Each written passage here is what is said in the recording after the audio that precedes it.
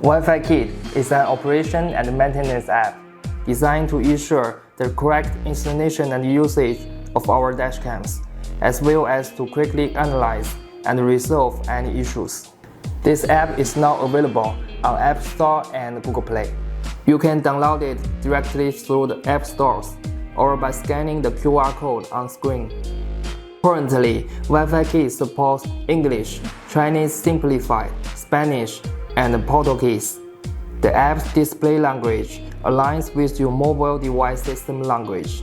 If your system language isn't one of the supported languages, the default language will be English. Once installed, tap on the app icon to access the splash screen. Here, you can connect to a device by these steps. Tap on Connect to Wi-Fi.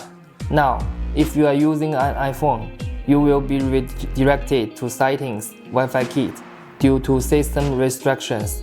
Don't worry, just make your way back and dive into the network settings.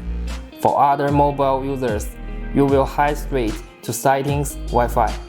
Find the Wi-Fi hotspot named after your device IMEI number. Keep in mind, the hotspot won't show up until the device is fully up and running, so you might need to wait few seconds and refresh the page. Tap to connect to the hotspot using the default password, the last 8 digits of your IMEI, or your set password if you have changed it. Once you see a successful connection, tap back to return to WiFiKit. The app's going to attempt to connect to the device, so just hang tight and wait. If you bump into a connection error or a timeout, go back to the network settings to double-check the Wi-Fi connection. Then make your way back to the app and try again. You can also tap the refresh button and try reconnecting to the hotspot if needed. After you have established a connection, the app will show you the login interface. Here, you can see the image of the connected model, its IMEI and SIM ICC ID. Make sure it's the device you are looking for. If everything checks out, go ahead and tap any of the login options. Just a heads up, login as a guest will deny you the permission to modify device settings, since it skips the command password step. That's why we suggest going with Authorized login.